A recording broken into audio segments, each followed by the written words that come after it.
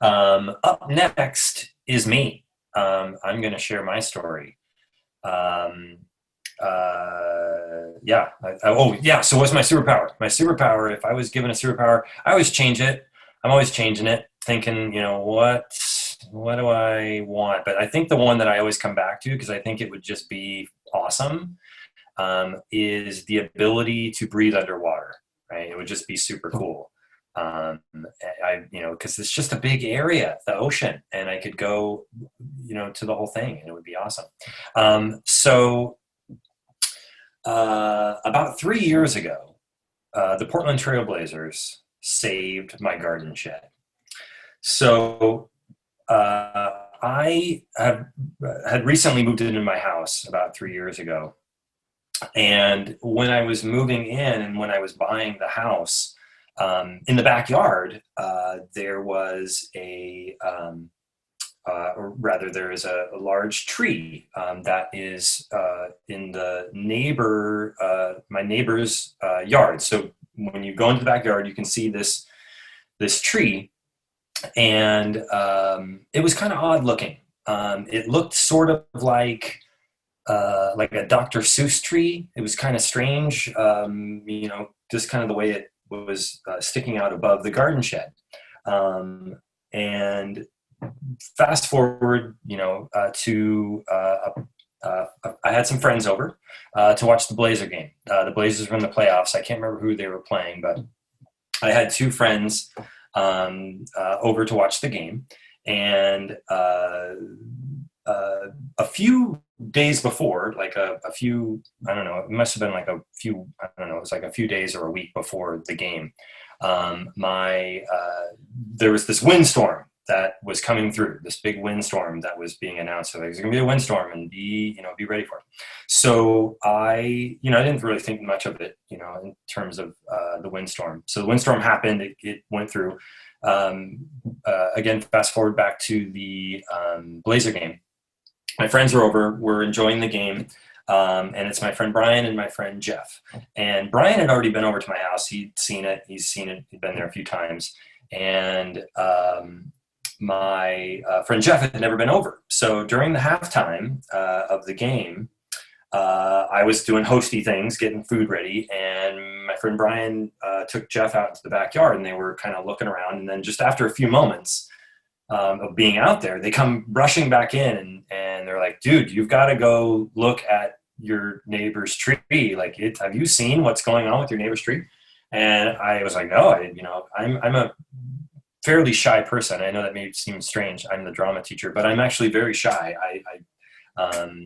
By nature, I don't really feel like I'm like, I have to build up courage in order to kind of do that. So I never looked. I never like peeked over and looked at my neighbor's yard because that was their yard, and so I didn't do that. So I go out there, and he's like takes me around, and I finally look. I kind of peek over the fence, and I notice that this tree is basically not a tree. Like, there's no tree really. It's just kind of hollow on one side.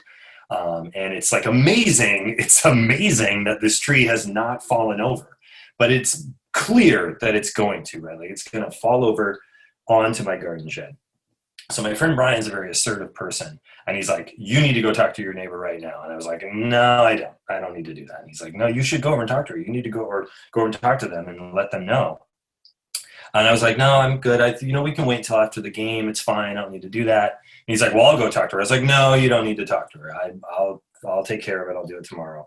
And so the game happens. They go home, and the next day I decide, okay, I know that I need to do this, but because I'm shy, I decide, okay, the best thing I can do is I'll write my neighbor a letter. Right? I'll write them a letter, and I go through and I go onto Google, and I'm like, look up their address, right? I actually did that. I was like, well, if they're the house behind, I'll find out what their address is, and I'll mail it to them. That's a good way of doing it. And then I realized that's silly. I can't mail a letter to my neighbor that lives on the other thing. So I finally built up the courage, and I'm like, okay, I'll just walk it over. I'll put it in their mailbox, and then they'll see it, and then I'll leave my phone number, and then they'll call me if they have, any questions about the tree. So I walk around, I go over to my neighbor's house, I'm walking up, and I'm like, okay, I'm just going to go up. And right when I get up to the mailbox to put it in, I hear a dog bark.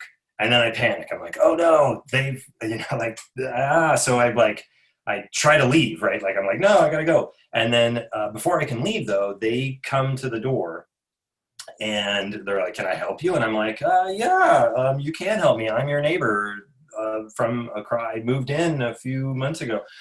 Did you know your tree is going to fall over? It's like not basically a tree anymore. And so they, to my surprise, they're like, yeah, I saw that. I wasn't really sure what to do. I have a friend that might come over and help. And I was like, okay, well, I just wanted you to know. And so here's my phone number. Here's this note that I wrote to you with my phone number on it. And then I kind of I didn't talk for very long. And then I left, right? So amazingly though, like the next day I'm doing stuff, I'm hanging out, and there's this loud sound, right? There's this loud sound. And lo and behold, tree falls over onto my garden shed. It was like this, but it didn't completely destroy it. It just fell over on it, right? So I call up my insurance and I do. And they tell me, they're like, well, if it, there's nothing we can do. It's considered an act of God. It's just something that happened. It's actually not something that's covered. And I said, well, I went over and I talked to my neighbor and I told him about it. He's like, wait, hold on a second. You talked to your neighbor? And I was like, yeah, I talked to them. And they're like, well, you're in luck because you talked to them. Now it's their responsibility. So this one time, at least for me, it literally paid for me to be a Blazers fan.